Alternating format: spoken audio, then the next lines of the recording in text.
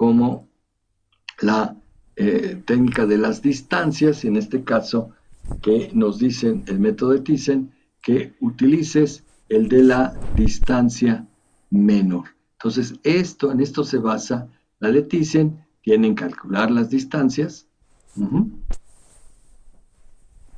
Y el método de la interpolación de la distancia inversa, ¿sí? Es IDW.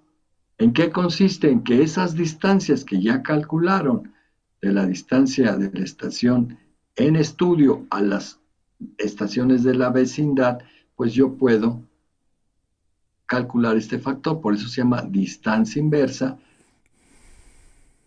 cuando beta es igual a 1, o de la distancia inversa elevada al cuadrado, que es cuando beta es igual a 2. O sea, pueden tener dos criterios diferentes para hacer su mismo rellenado. Entonces, la expresión es exactamente la misma, las distancias, y como vimos también, la fórmula es la misma. Simplemente tengo que sacar estos W1, W2, que las saco de aquí. Dependiendo de cuánto valga J, es cuánto vale el 1 o el 2. J es la estación. Entonces aquí estoy calculando la distancia entre el punto al que voy a rellenar con respecto a la estación 1, con respecto a la estación 2, a la 3, y dependiendo de esta D de I de J, dependiendo de cuánto valga J, pues sacarían los factores de peso de cada una de esas estaciones. En el caso de esta zona blanca, pues tendría en cada arista, tengo una estación y se forman 4, pues aquí tendría 4 factores de peso, y eso es lo que ustedes van a tener que obtener. Entonces, lo importante para nosotros es que conciban en qué está la importancia tanto de la técnica de Thyssen como de la técnica de la interpolación de la distancia inversa, en que tanto el valor de X y de Y tienen que estar bien estimados. Es decir, el sistema de referencia con el que transformen a sus variables, pues son relevantes. No es lo mismo que ustedes transformen en UTM, ¿sí? Dependiendo del uso. Acuérdense que en el país tenemos 6 usos. Entonces, si sus puntos de interés, sus regiones, cortan exactamente 2 puntos, 2 zonas, por ejemplo, en Sinaloa hay 2 zonas, entonces, o están en el norte del estado o en la parte, pues,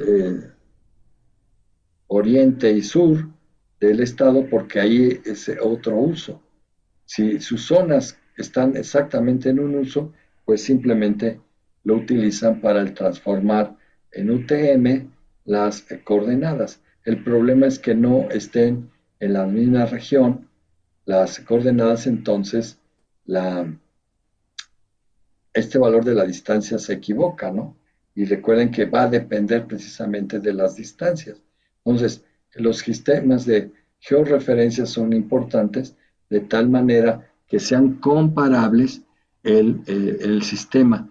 Y esto impacta no solo en esto, sino también en las características fisiográficas de la cuenca, que les va a permitir trabajar y construir regiones homogéneas en el caso de los escurrimientos, y que si no las calcularon también las características de las coordenadas, pues de eso depende todo, ¿no?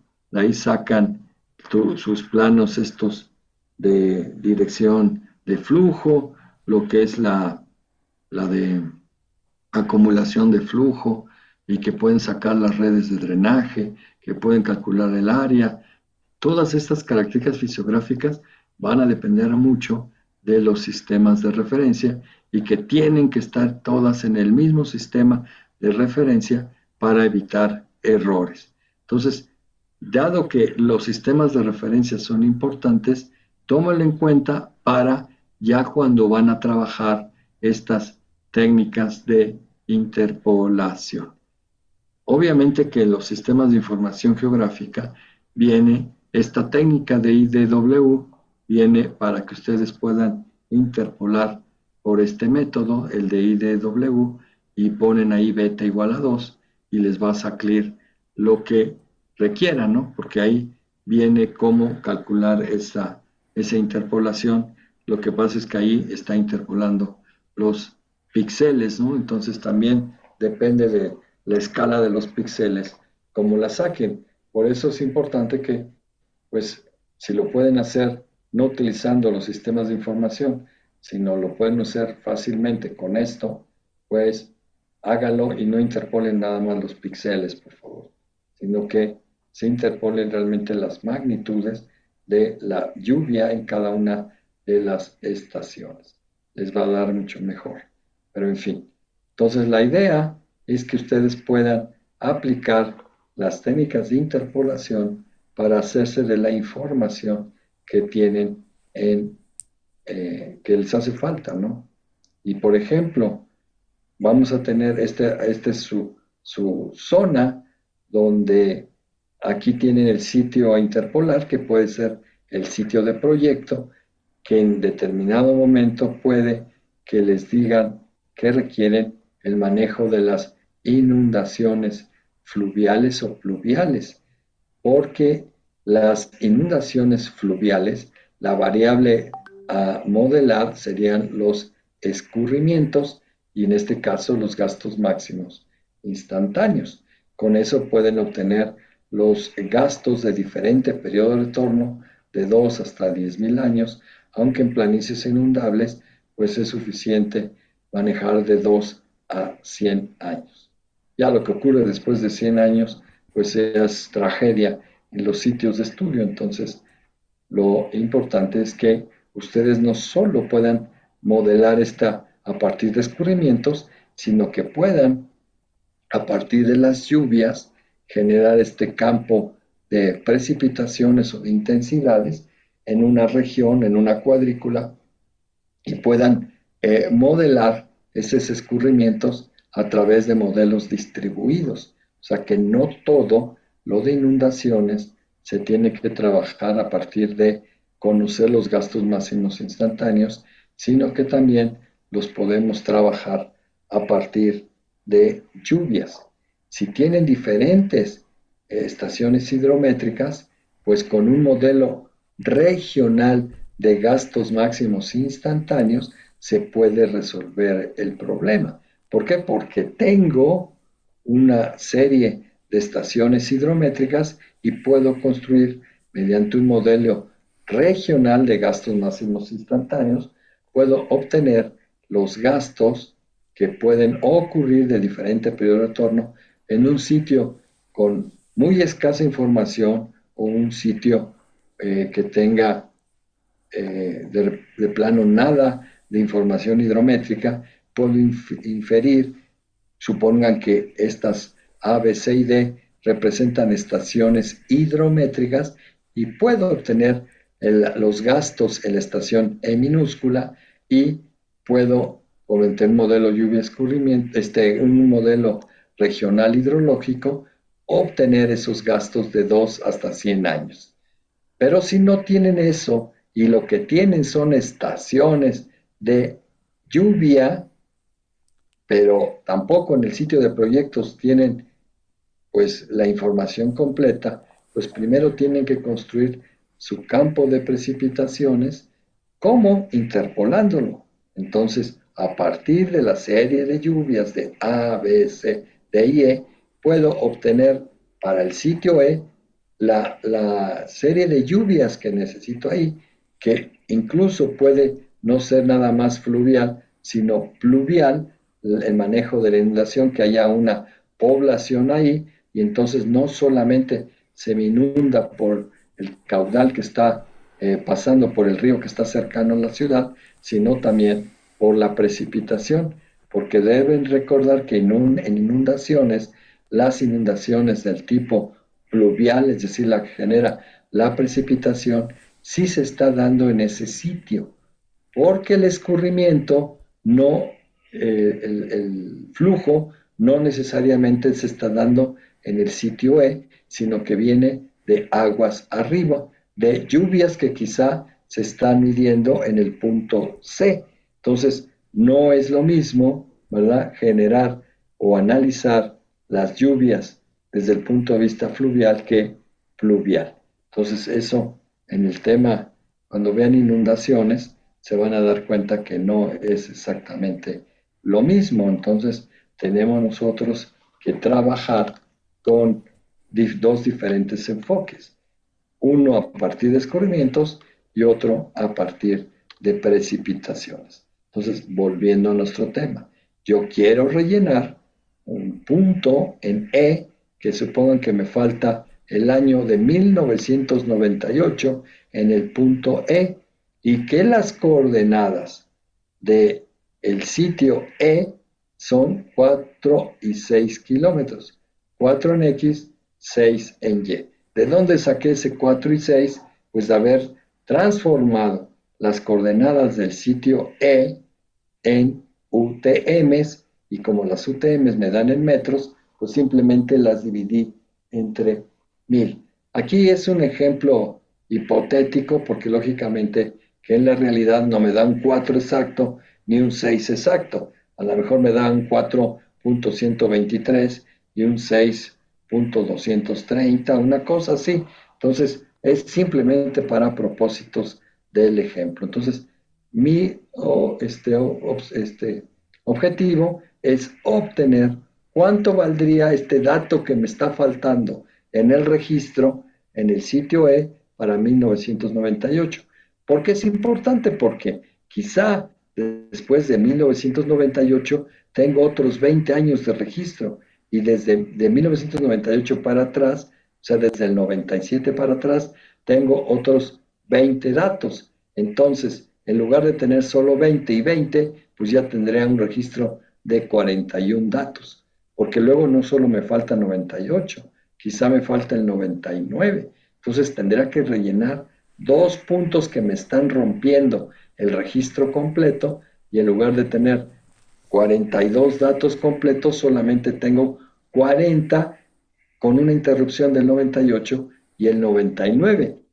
Nada más que el 98 y el 99 sí lo conozco en las estaciones vecinas. Entonces, si el sitio de proyecto yo puedo obtener esos 42 datos, pues hagamos la interpolación. Entonces, eso es el objetivo, rellenar el punto E, que es un punto de lluvia, ¿verdad? Y que estas son las intensidades que sí conozco en las 5 estaciones vecinas.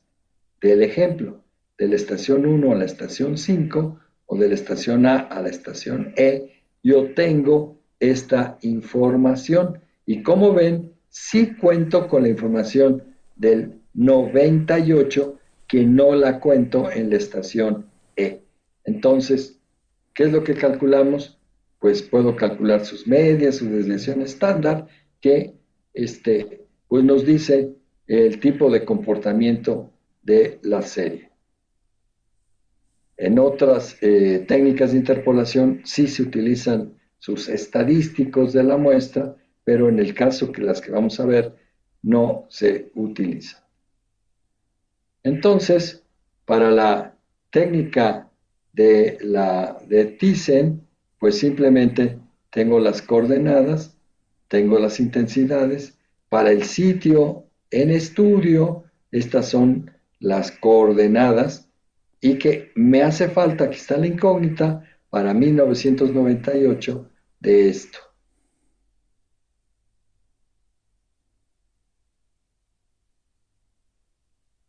La de la distancia inversa, pues, ¿qué es lo que tengo? Pues calculo las distancias, cuando beta igual a 1 para beta igual a 2, calculo esta,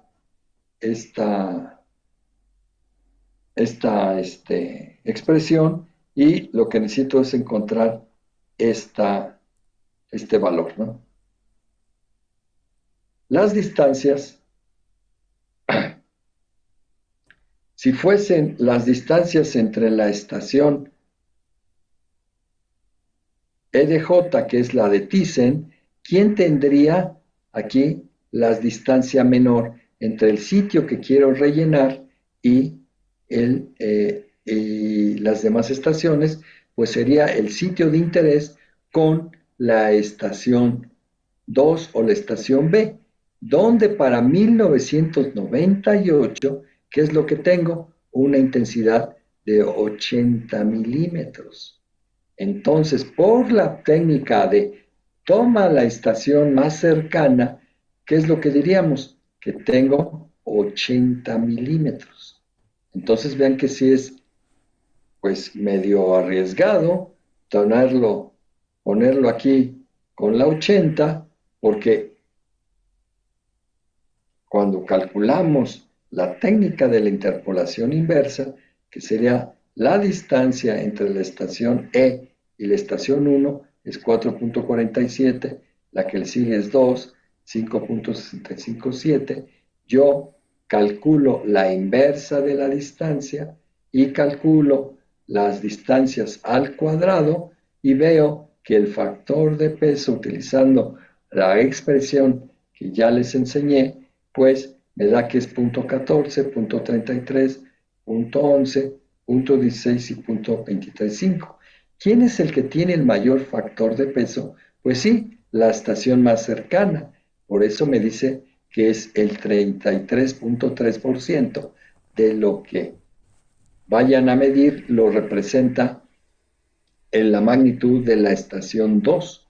Entonces, estos son los factores de peso, estas son las lluvias verdaderas, multiplicamos los factores de peso por la intensidad y me da dando 8.9, 26.6, 12.9, etcétera.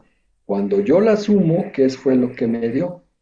Que para 1998, la lluvia que le corresponde a la estación 1, a la estación E, es de 91.2 milímetros.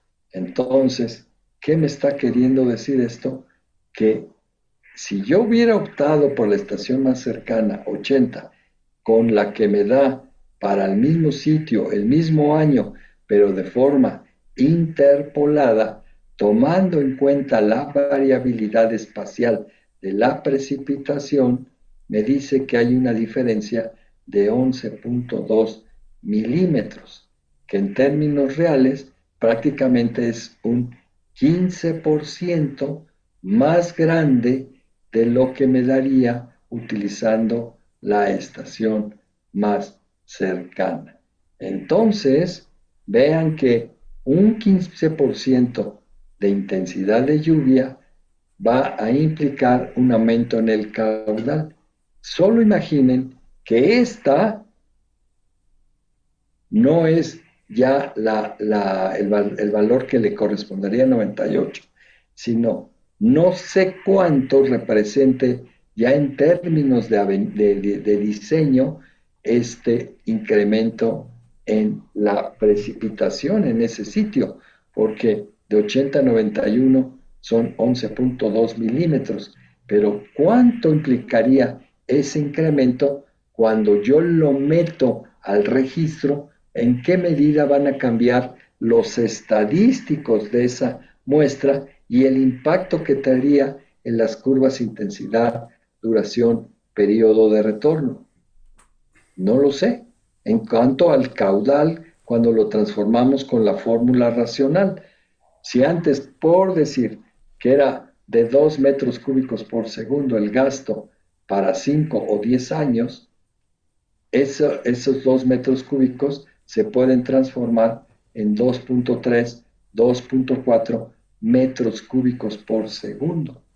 Pero recuerden que no es lineal el caudal a la obra, sino que en lugar de tener un diámetro comercial, un tubo que pueda simplemente mandarlo a pedir, a que tenga que construir un tramo ahí, ya sea en mismo circular o rectangular o en portal, para poder seguir desalojando ese exceso porque ya no hay un diámetro comercial para ese flujo, porque recuerden que los diámetros, los tubos tienen que trabajar a superficie libre, no a presión, para que no pueda generarme esos efectos nocivos de incremento de velocidad y que empiece a erosionarse el interior y que pues genere la falla estructural de ese ducto. Entonces, lo importante aquí es reflexionar en este cambio de magnitud de entre 80 y 91.2 de lo que cambie la magnitud del evento que ustedes le vayan poniendo. Si esto ya lo trasladan a construir dentro de una región, una cuenca, porque ya no podríamos aplicar la fórmula racional en cuencas grandes, sino que tendrían que transformar, más bien de interpolar dentro de esa malla de datos, ¿sí? Aquí en su sitio, este sitio de estudio, acá, vamos a suponer que acá tienen una cuenca, ¿sí? Una cuenca.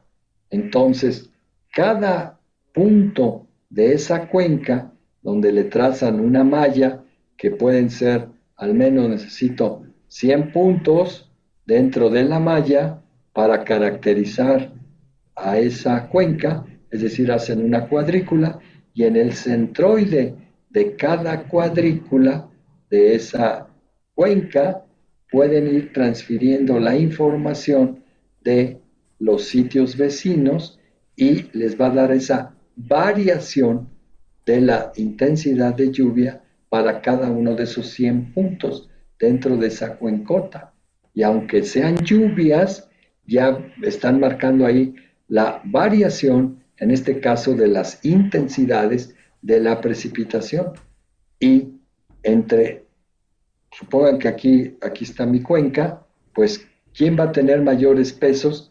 Pues de este punto, la más cercana es la B. Entonces, vamos a tener mayor peso las que estén acá, los puntos, las cuadrículas de la parte B, pero si tengo puntos aquí, ¿no? Pues voy a tener en esta zona mayor peso de la estación E. Entonces, sí voy a tener dentro de esa gran cuenca, voy a tener esa variación espacial de las intensidades de lluvia. Ya podrán ustedes construir con un modelo lluvia-escurrimiento que ya sería distribuido o semidistribuido, pero ya tendrían las intensidades que no son uniformes dentro de la cuenca, a diferencia de lo que hacemos en el análisis de los alcantarillados pluviales en las ciudades, donde sí puedo aplicar el modelo de parámetros concentrados, que es la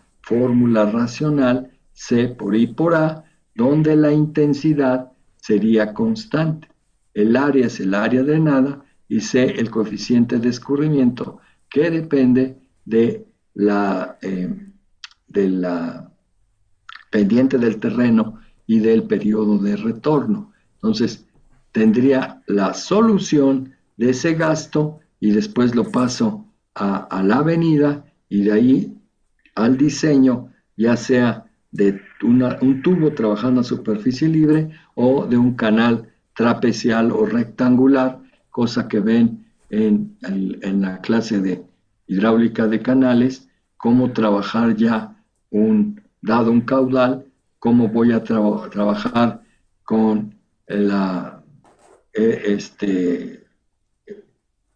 de A por radio hidráulico a la 2/3, S a la 1/2 entre N, calcular el gasto y determinar las dimensiones de ese canal trapecial, etcétera, ¿no? Donde también tiene que ver N, que es la rugosidad, si es un canal natural o va a ser un canal revestido, pues va a cambiar ese factor, ¿no? El coeficiente de rugosidad.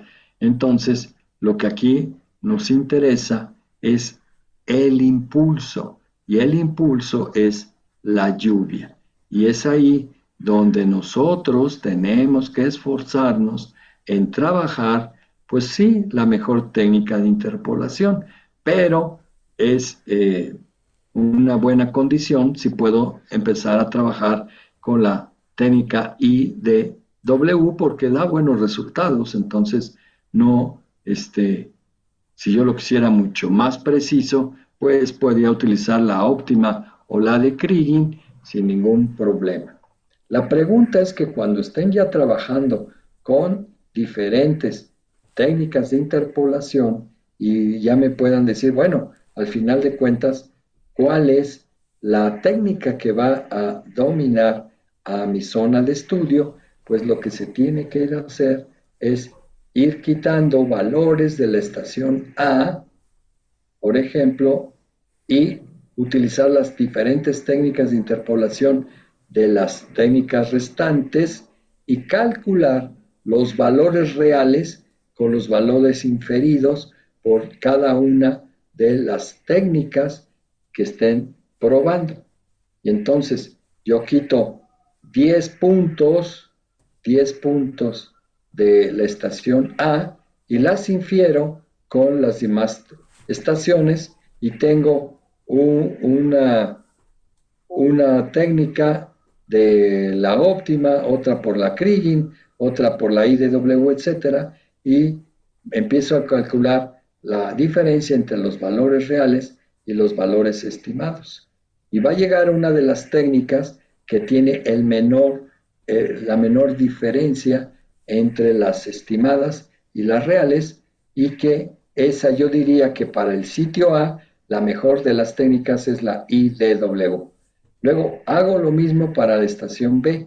Si la estación B me vuelve a salir que la mejor de las técnicas que compara los reales con los estimados es la IDW, pues entonces ya estoy viendo que dentro de la región puede ser la IDW la mejor de las técnicas, o que la óptima o que la Kriging, Kriging ordinario o el Kriging universal fueron las mejores técnicas. Pues entonces van ustedes haciendo que yo tengo 5 estaciones y de las 5 estaciones, 4 fue la IDW, la mejor de las técnicas. Pues entonces con esa van ustedes a interpolar ya cualquier sitio dentro de esa región, suponiendo que las 5 estaciones están dentro de la misma región homogénea. Entonces, antes de aplicar la técnica de rellenado de escurrimientos por correlación, o antes de aplicar el rellenado de las estaciones climatológicas por IDW, antes tienen que delimitar las regiones homogéneas, que es lo que vamos a ver la sesión que viene, donde vamos a ver cómo delimito una región de escurrimientos y cómo delimito una región de precipitaciones. También existen diferentes técnicas de delimitación, son muchas, ¿verdad? Pero vamos a concentrarnos en las que vamos a aplicar en este curso, en la especialidad, para que ustedes ya tengan esas herramientas y no se queden limitados para resolver estos problemas.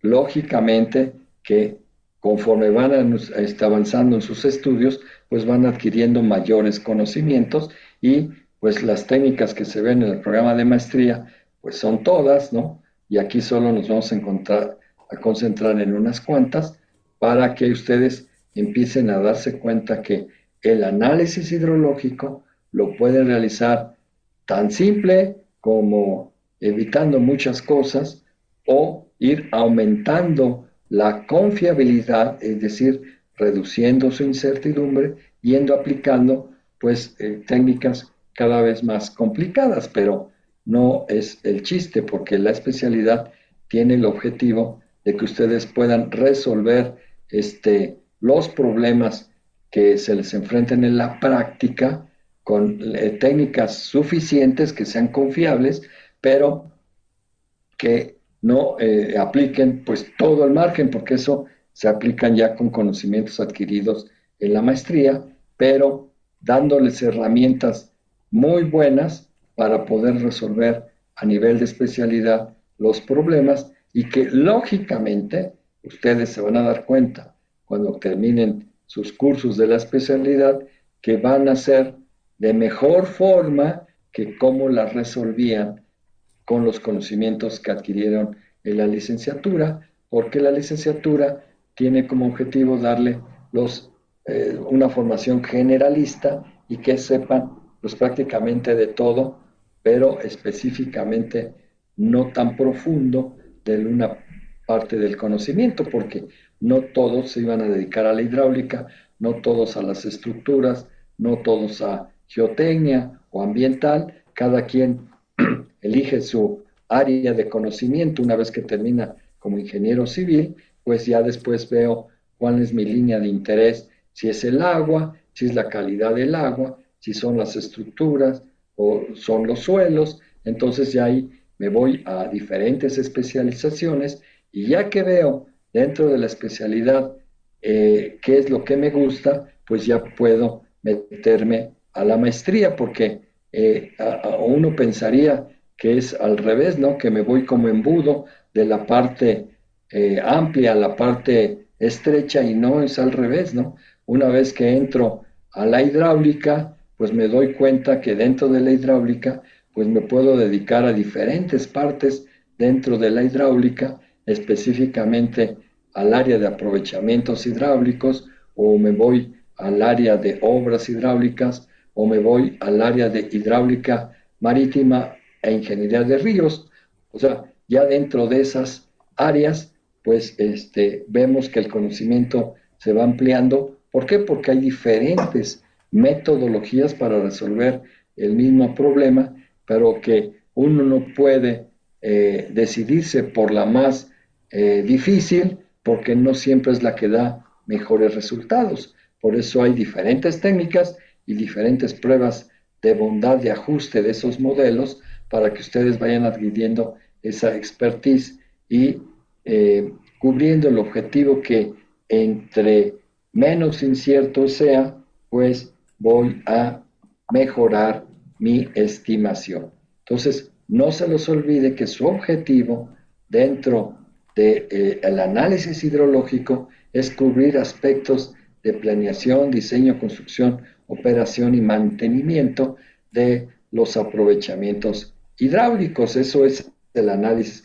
hidrológico y en este curso les damos ahora sí que la entrada al conocimiento a cada uno de estos aspectos. Por eso vemos el análisis de los gastos, vamos a ver el análisis de generaciones sintéticas, para que ustedes les tengan esa introducción a cada uno de esos problemas que se tienen que resolver con el análisis hidrológico y que también van a poder aumentar sus conocimientos cuando, o si deciden hacerlo, ingresar al programa de maestría, porque ya ahí dentro de las áreas del conocimiento, pues van a adquirir mucho mayor expertise con la aplicación del mayor número de técnicas posibles, pero la especialidad les da esos conocimientos para poder ya enfrentar los problemas de a de veras, ¿no? Porque si yo ahorita les pongo un problema de a de veras con el conocimiento que tenemos de la licenciatura, pues pues vamos a sufrir, ¿no? Y esa es una realidad, ¿eh? No crean que todo mundo puede resolver los problemas. Solo lo podría si es que ya trabajaron en proyectos reales y ya adquirieron conocimientos diferentes a lo que nos dan o que se enseña en la licenciatura. Y no es porque no se los quieran dar, es que el conocimiento de la licenciatura, sobre todo en la facultad, que son 10 semestres, ¿no? Vean todo lo que les dieron y es como para tener un conocimiento como básico de ingeniero civil, pero pues así como vemos, nadie podría diseñar ya un puente grandote, ¿no? Con el conocimiento de licenciatura tal y como nos lo dan. Les digo, solo que ya hayan tenido experiencia en un despacho o algo así, que ya hayan empezado a hacer este tipo de proyectos, pues no lo podrían hacer si no es que empiezan con la especialidad de estructuras o con la maestría en estructuras para que puedan ir adquiriendo cada vez mayor conocimiento. Es imposible que a nivel de licenciatura les den ni siquiera el conocimiento que están adquiriendo en la especialidad y pues tampoco en la maestría, o que puedan generar conocimiento como es el de un doctor, ¿verdad? Entonces, ¿qué es lo que vamos aprendiendo? Pues estas diferentes fases de adquisición de conocimiento que ya tienen algo en la licenciatura, el conocimiento que están adquiriendo en la especialidad, después que van a ampliar en la maestría, para que una vez que ustedes ya vean todo lo que pues puede aprenderse, pues empiecen a crear sus propios conceptos, sus propias teorías y que la puedan plasmar en un proyecto de doctorado. Es la creación de conocimiento nuevo, que esa es la diferencia entre el de lo que vimos de general en la licenciatura a crear conocimiento en el doctorado. Pero eso es lo que ustedes los tienen que ir incentivando, ir adquiriendo conocimiento, porque la vida real, la práctica profesional, pues está pues ya llena de muchísimos retos, empezando porque hay gente que tiene pues más preparación que uno. No siempre llegamos a aprenderlo todo y hay que irlo aprendiendo pues de a poco. Y nuestra única herramienta para enfrentar la vida profesional es precisamente el conocimiento. Entonces, por favor, vayan adquiriendo todo este conocimiento de la especialidad, vayan haciéndose de estas herramientas para que puedan ir resolviendo los problemas ya de la práctica profesional y que no digan, pues no sé cómo hacerlo.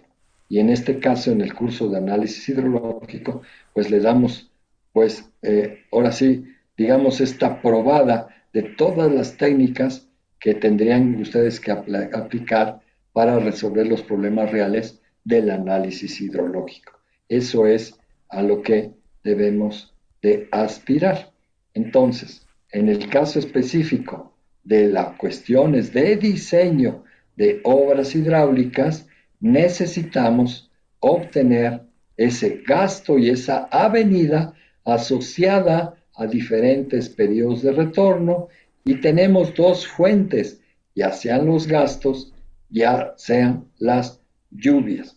Las mismas curvas, intensidad, duración, periodo de retorno que se emplean para obtener un caudal de diseño, ya sea por modelos de parámetros concentrados o los modelos distribuidos o semidistribuidos, cualquiera de las dos va a requerir de una base de datos de lluvia, y esa base de datos de lluvia generalmente la van a tener que modelar a partir de las lluvias que se recolectan en el CLICOM, que es la lluvia de 24 horas. Bueno, pues esa lluvia tiene poros, está incompleta, y para completarla van ustedes a aplicar el criterio o la técnica de la interpolación de la distancia inversa al cuadrado, esa IDW, que para poder aplicarla vamos a requerir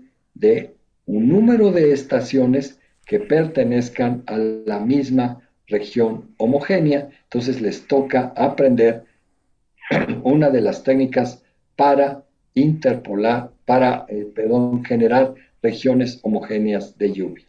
En el caso de los escurrimientos, donde van a trabajar los gastos máximos o los gastos mínimos, también tienen que utilizar la técnica de correlación y regresión, pero esa técnica de correlación y regresión se tiene que aplicar entre estaciones que también pertenezcan a la misma región homogénea. Por lo tanto, ya sea para escurrimientos o precipitaciones, hay que rellenar las muestras, pero hay que rellenarlas de regiones homogéneas. Entonces, les toca aprender también cómo conjuntar estas, como ven en el mapa, ahí hay 5 estaciones A, B, C y D y E, y que pues yo tengo que decir que esas 5 pertenecen a una región homogénea. No porque dos estaciones estén fisiográficamente juntas, pertenecen a la misma región homogénea. La homogeneidad se mide a partir de la respuesta. En el caso de las hidrométricas, repito, no porque estén fisiográficamente pegadas, pertenecen a la misma región homogénea. Igual las lluvias, porque aunque se vean que están ahí pegadas, una puede estar, por decirles ahí, la estación C, estar a 700 o 800 metros más elevada que las que le siguen, y entonces los eventos que se dan en la estación C, si fuese climatológica, puede que no pertenezca a las otras estaciones porque está a una elevación mayor. Ahí en el mapa se ven que están juntas, pero en términos de las respuestas, en este caso de la lluvia, pudiera ser que la estación C pertenezca a otra región homogénea porque las cantidades de lluvia y su variabilidad es más grande que las otras. Y entonces no nos conviene transferir información, si fuese de lluvia, de la estación C a la estación E minúscula, si en la C tenemos grandes precipitaciones y que son diferentes a las de las estaciones A, B, D y E, donde la variabilidad de la lluvia es más o menos la misma, a diferencia de la estación C, cuya lluvia tiene una dispersión tan grande que no deberíamos utilizarla para el modelo de transferencia de información, porque recuerden que no solamente se utilizan esta para delimitar regiones, sino para construir modelos regionales que les van a permitir encontrar información de eventos de diseño en cuencas donde la información es escasa o de plano nula. Entonces, vamos a aplicar técnicas para delimitar, pero además técnicas para crear modelos regionales. Son dos cosas diferentes. Una es para rellenar y la otra es para inferir eventos de gastos o de lluvias en cuencas con escasa y nula información, que es lo que generalmente se van a encontrar en la práctica profesional, donde tengo una estación de gastos donde la hidrométrica solo midió 10 años, pero tengo estaciones hidrométricas en la vecindad de la misma región homogénea que tienen 20, 40, 50 años, y entonces esa información adicional la voy a transferir desde el punto de vista estadístico a mi sitio que solamente tiene 10 datos. O de plano, que en el sitio de estudio, llamarse el sitio E, no tengo absolutamente nada de medición de gastos. Entonces, con las estaciones de la región homogénea, puedo construir un modelo regional para esa cuenca no aforada. Entonces, vean que una cosa es delimitar la región y otra cosa es construir un modelo regional para estimar los eventos en la estación E, ya sea de escurrimientos o de precipitaciones. Eso es análisis hidrológico en sitios con escasa o nula información. Si los sitios tienen información suficiente, pues entonces se le llama análisis puntual. Entonces, eso es lo que van a tener que aprender en el curso, cómo encontrar solución para sitios con suficiente, con escasa y con nula información, ya sea de escurrimientos o ya sea de precipitaciones, para el caso de el diseño de obras hidráulicas. Les digo, esa es una de las fases importantes, pero no la única en el análisis hidrológico, que ahí también les falta, como por ejemplo encontrar el análisis para el diseño de un almacenamiento. ¿De qué altura la tengo que hacer? Pues tengo que generar muestras sintéticas de escurrimiento, pero que si no tengo el escurrimiento, lo puedo generar muestras sintéticas de lluvia, y a partir de un modelo lluvia-escurrimiento puedo encontrar esos escurrimientos superficiales para generar este almacenamiento. Como ven, hay diferentes formas de trabajar los aprovechamientos hidráulicos y que tienen que ver precisamente con la información, qué tipo de información y si esa es de calidad suficiente. Entonces, no sé si me expliqué cuál es la importancia de tener muestras confiables desde el punto de vista de escurrimientos y desde el punto de vista de precipitaciones.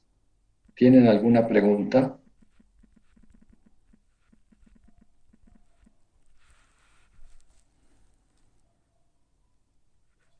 No, todo claro. Todo bien. Bueno, pues entonces, si no tienen alguna otra pregunta, pues nos vemos.